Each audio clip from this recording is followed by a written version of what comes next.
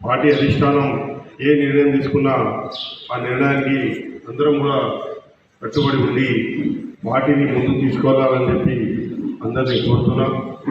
ఇది ఏమైనా మేము గతంలో టీఆర్ఎస్ పార్టీలో ఉన్నాం.